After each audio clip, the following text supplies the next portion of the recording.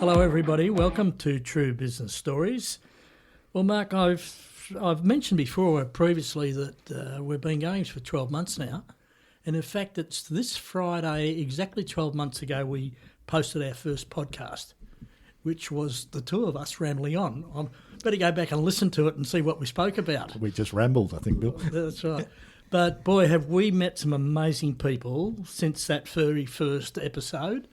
And it's a classic of everyone has a story. Everyone has a story, and as we've said a number of times, the secrets that we find out about people who live and work in Geelong and are running great organisations that sometimes nobody else knows about. So. Now, I think our favourite three expressions that have come out of all these podcasts is sliding doors, tipping point, right, and where did you start in life? I think that's where it's come from. Anyway, Mark, let's introduce our guest for today. So I'm really pleased today because our guest is Joe Plummer, who's a Director of Business in Hills, currently Chair of Barwon Water and a myriad other projects. And Joe and I go back a long way. In fact, we won't say how far back we go because that will make us really old. But welcome, Joe. Welcome to you as well. Thank you for having me. It's a pleasure, Joe. So let's begin. And the usual starting point for us is, where did you go to primary school? Wow, where didn't I go to primary school? So I was a 10-pound pom in 1974. So I kicked off my primary school journey in the UK. And then when we first arrived in Australia, I spent a year or so at Wintlesea Primary School. Then went to Grovedale Primary School and then went to Moolap Primary School. My parents were project people. So as they sort of moved houses, we moved schools. Well, that's brilliant. So where did you go to high school? Where did high school kick in? Well, I went to the very infamous Matthew Flinders Girls High School. Oh, did you sing in the band? I did not sing in the band, and there was a good reason for that. Mark, we interviewed somebody, was it last week, who went to Matthew Flinders? Yeah, they went to Matthew Flinders, and we asked the same question, were you in the band? And they said no, but their daughter's there and is in the band. So. Yeah, wow, okay. I was envious of the people in the band because I certainly do enjoy music, but that was not sport was more my forte. Excellent. So then what led to, where did you go from there? What did you want to do when you were at school? What was your dream? So my dream when I was going through school, and we lived on a farm at the time, and so I either thought that I would end up marrying a young farmer and become a farmer's wife, or I would be a primary school teacher. And so I can remember sitting, and this is quite sad really, sitting in one of our sheds at the time, stacking up the hay bales, making a little lectern for me, teaching the hay bales how to do arithmetic. That's very cool. Yes, I know. Sad, isn't it? Well, that's called visualisation, isn't it? Yeah, I think it is today, but I wasn't back then. And talking about farmers' wives, there's a TV show on at the moment. Indeed, I missed my time. So where did you go? What was your, we talk about sliding doors or tipping points. Yeah. Something happens what was your moment there? So my moment, I was probably the first in my family to do what was then HSC. And I actually studied pretty hard with that. And as I said, really by that time had thought that I would go to university and become a teacher. But actually, once I finished school and through the machinations of going through school holidays and meeting up with people, I ended up getting a job in the bank. And my family were hard grafters, and so they weren't really of the thought that, you know, you made your way through university to make a success of life. It was about hard work and, you know, just kind of moving one foot in front of the other and away you go from project to project. And so when I got that job in the bank, it was, well, you have a perfectly good job, young lady. I think you should stay there. And I was only not even quite 17 when I finished my VCA. I was quite young, having, you know, started the year earlier because of the trip from Australia or to Australia. Yep. And so I did as I was told. I stayed at the bank. But of course, I only stayed there 6 months because it was very hierarchical and that doesn't sit particularly well with me, and certainly very sexist. And I can certainly remember, whilst I quite enjoyed the work and the customers and so forth, there was a young guy that started at the same time as I did, who was certainly no more intelligent than I was. In fact, we'd both done our HSC, and we, our highlight of the day was licking stamps, really, and getting all the post out. And for whatever reason, he managed to get a promotion. And I can remember thinking, well, I know I am a better stamp licker than he is, and so why is that the case? And so, having been made make the coffee one too many times and not having the favour returned, I decided that role was not for me, so I moved on. So that's sort of set a good base in you, because I know how passionate you are about the women and their abilities. So we'll touch on that as we get into it. So from the bank, where then? So from the bank, I ended up in the building industry. And so I worked for an organisation called Venera Homes, which was down in the bottom of Packington Street, and worked there for quite a few years. And I started off doing their administration, front of desk, then went into accounts and was also doing procurement and ordering, sat in display homes, all those sorts of things. So I've always had the ability to be able to talk to people, and I certainly enjoy being around people of all different walks of life. And from there, I ended up applying for a role with Myer as a trainee development manager, which those roles back then were really highly sought after. It was like a 2-year apprenticeship in retail, and you worked on the floor. And so I did that for 2 years, and it was along with sort of management, leadership, sales training, all of those sorts of things. And at the tender age of 20, I ended up managing half of the ground floor in Myer Geelong. And I can remember having a discussion with my manager, and of course, just full of enthusiasm and motivation. He said, well, I just don't know what we're going to do with you next. And at that time, somebody had come to me and said, well, Target are looking for buyers, trainee buyers. Why don't you put your hat in the ring for that? So I did, but it was a really big decision for me to do that because I really loved my job, and I could see there was a career there in stores management and the like. But lo and behold, I put my hand up and got a gig with Target as a trainee buyer. And then, through 20 odd years, worked there in all sorts of different roles, but very much fell in love with business planning and strategy, and thinking about how organisations impact their employees, their stakeholders, their suppliers, the bigger ripple effects of that.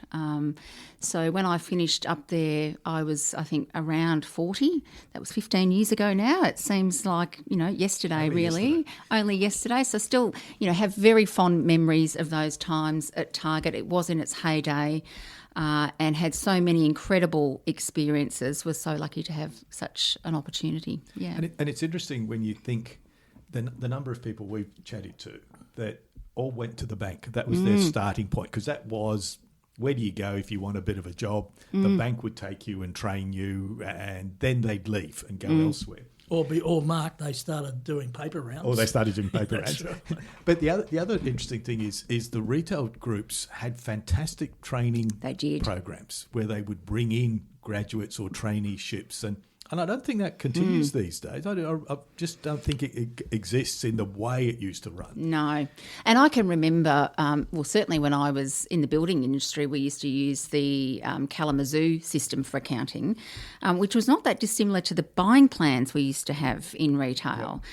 And these things were like 1 metre long, 1/2 metre wide.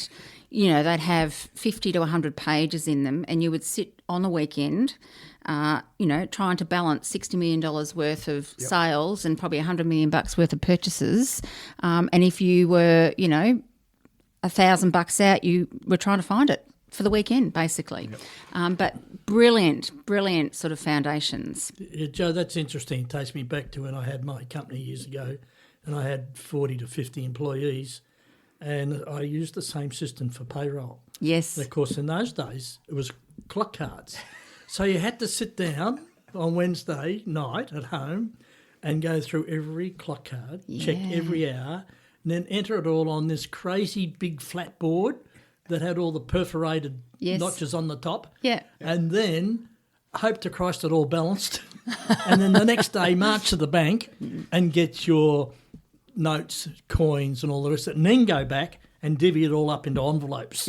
So I understand exactly what you're talking about. Yes. But look, I'd like to just change track for a minute because I know that you've been on a number of boards. I have. And one of the issues that Mark and I are passionate about is being on boards, or we've both been on multiple boards.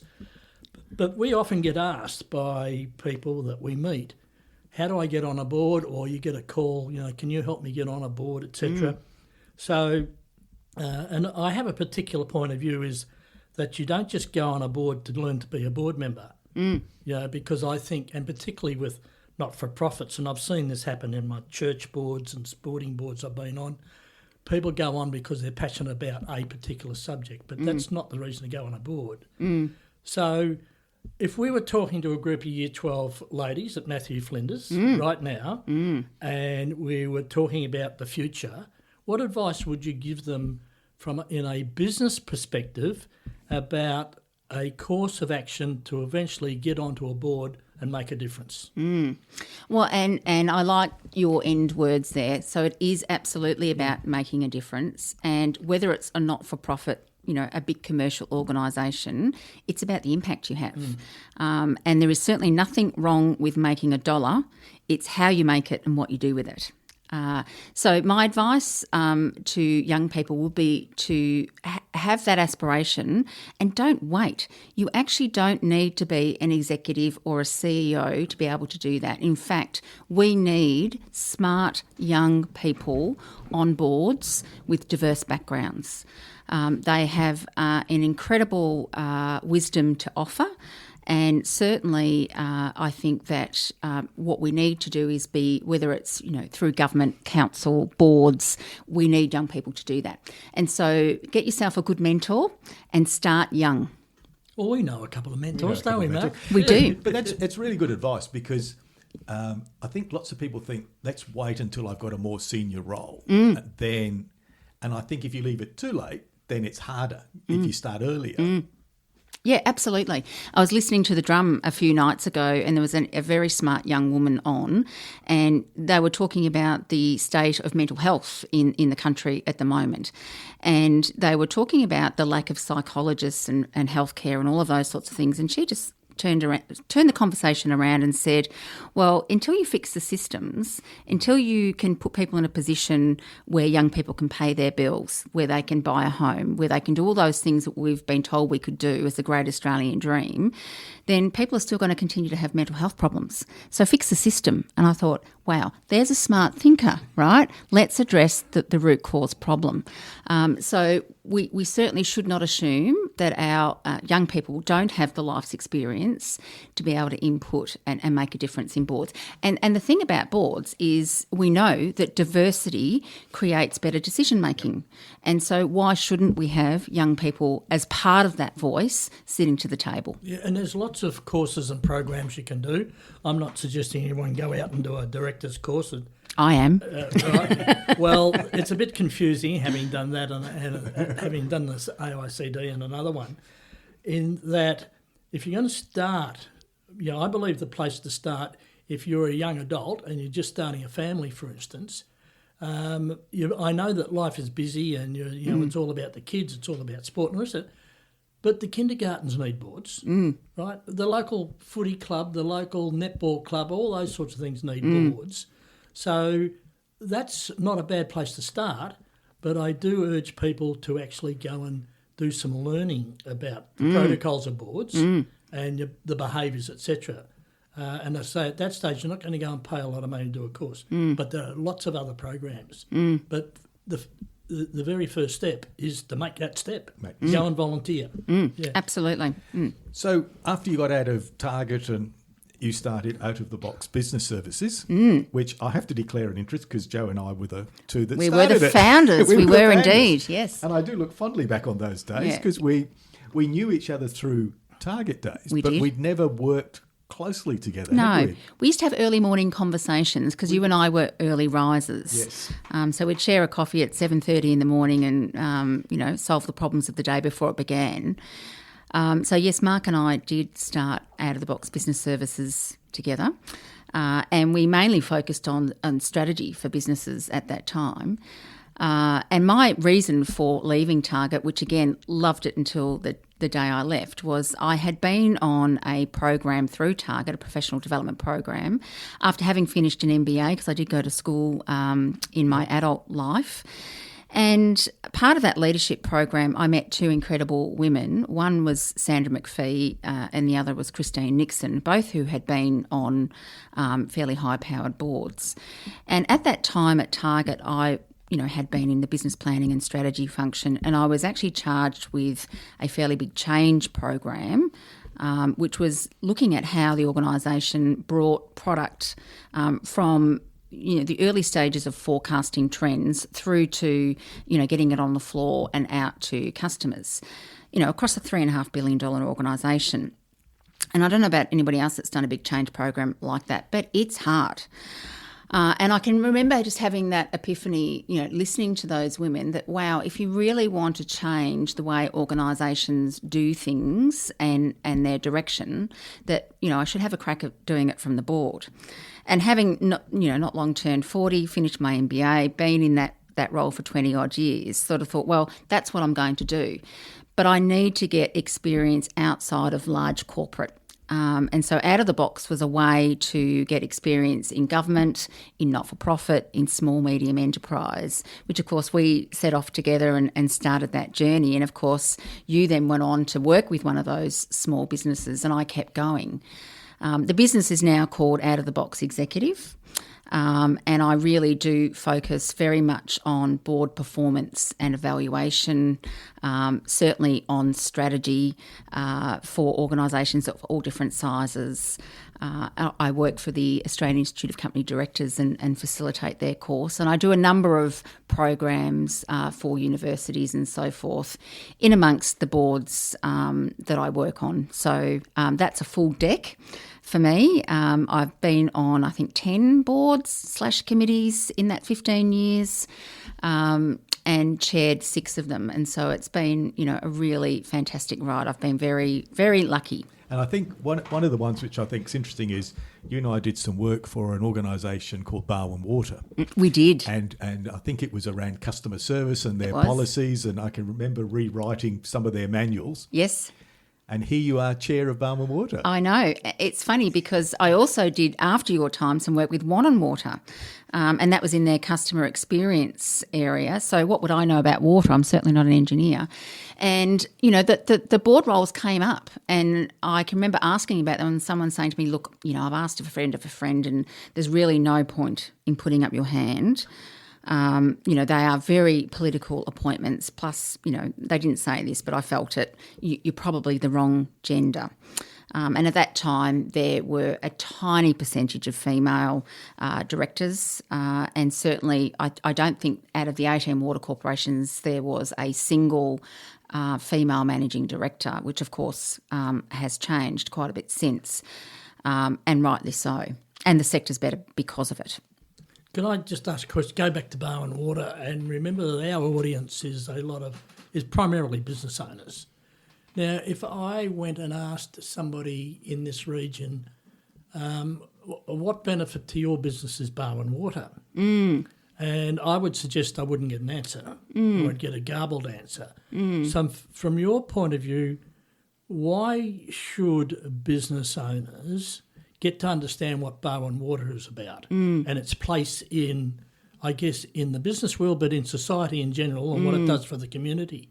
So you got any sort of thoughts on how you'd approach that? Yeah, absolutely. And that's a great question because I'm really pleased to talk about this. When I started in Barwon Water, and I've been there just over 7 years now, and with strategy being my background, one of the questions we asked ourselves as a board and our new C or MD at the time was, why? Why should water corporations matter to the regions that they serve? And we did a really big sort of deep dive. We had a futurist. We did the work of Simon Sinek, so understanding your why. We had some really deliberate, deeply focused discussions around why we exist. And what we came up with is we exist to enable regional prosperity. And in many ways, when you think about taps and toilets, it's a bit like being a good referee. You don't really know they're there, right? It's only when they're doing a bad job that everybody gets, antsy about it. And so, yes, we can do a good job and no one will know that we're there. But actually, we have a really big impact in the region, and we spend multi-millions of dollars, in fact, hundreds of millions of dollars over, a pricing period, which is 5 years. In fact, this next pricing period, we're looking to spend something like $650 million. And so there are many ways that we can impact our region. And part of that is about how we attract capability into the region. So we now have a wholly owned subsidiary business that has all sorts of diverse workers that deliver services, A, for Barwon Water, but B, for the wider community and businesses. And that builds local jobs and builds local capacity. We have all sorts of hardship programs which enables people to be able to pay their bills. We, of course, have traineeship programs. We're a sponsor of Closing the Gap with our Indigenous partners. We have traditional owner partnerships which yield some incredible results for both themselves and ourselves when we actually walk together and look at ways that we can care for country. And of course, we are now no longer, with that mandate in mind, enabling regional prosperity, we are no longer, and I'll say it tongue-in-cheek, just taps and toilets. We are in the energy business. We are in the circular economy business. We're in the waste business. We actually do some terrific things when it comes to land development and enabling businesses to do their business more easily. So there's lots of good reasons why businesses should care about what Barwon Water does, and there's lots of good reasons why we care about business owners and everybody else in our community. Yeah, because when you're running a restaurant or a coffee shop, you turn on the tap, out comes water. There it is. And you start yelling. Yeah, exactly and in right. fact, I know that you're making moves in the sustainability area, or Mark and I both do, because we know your employee who was actually running it quite well. Yes, indeed. Don't we? We do. And your connection with the Wadawurrung's fantastic because the rejuvenation of the area under the aqueduct sitting around. Yep. Again, it's probably one of Geelong's little secrets. People really don't know it's there, but it is there. It is there. It's a beautiful site. Beautiful spot. And then you're also working on the ex-water reserve up at the back of Wellington. Correct. And turning that into a community asset as well. Yeah, indeed. So, very cool. And there's also the return of land in Bostock where our traditional owners are looking to regenerate that. They're also running a nursery on it of Indigenous plants. So there's some really profound things happening that are having a material difference. That's very good. Now, so let's touch on Business in Heels. We haven't mentioned Business in Heels. Yes. Which was another little venture you got involved in. Yes, so indeed. Tell us how you got into that. Yeah, so Business in Heels, and I should declare I'm no longer a director. I stepped out of that about 18 months ago, but still an ambassador for and a friend of Business in Heels. But again, a target relationship through Lisa Sweeney, who is the CEO and a very dear friend of many years, too many to mention. And so Business in Heels again was around how do we, we've had a really wonderful career, which many women don't have the opportunity to have. And so how is it that we can actually help other women, whether they are in small business, in government, or their own business or in corporate, to really empower themselves to grow in any way, to succeed in any way that they choose to do so. And so we started off really more so as a networking business, but that business has, of course, grown quite substantially and does all sorts of things.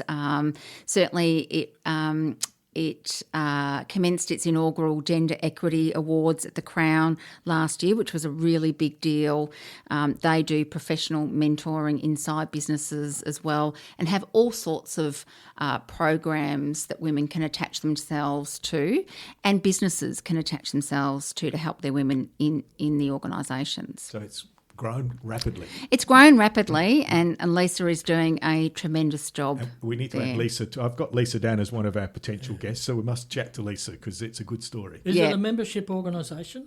How does the structure of it work? Yeah, so there's a number of ways that you can be involved. The very light touch through joining the website, and there are different levels of membership, but the membership is certainly not just pay and support. It's about paying and getting some really terrific value-add services that go with that. So definitely encourage people to jump on the website, businessandheels.com.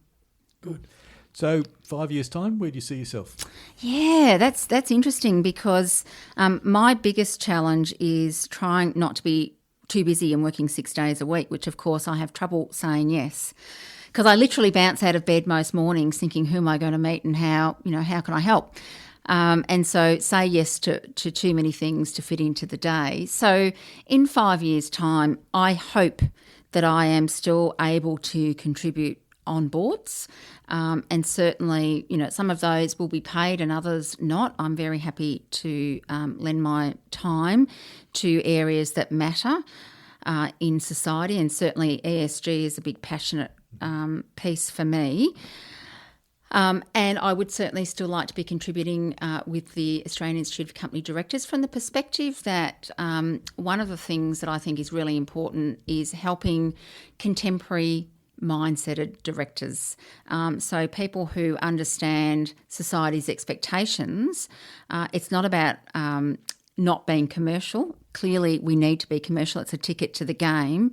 And, gone are the days where boardrooms are dark rooms with men in black suits. And I hope that I can continue to open the eyes and get people to look up in that space, as well as, all of the other technical governance pieces that come along with it. Excellent. So one last little bit. If people listening want to get in touch with you to talk about the work you do in out-of-the-box executive, in board roles, board assessments, etc. Yeah. How? Yeah.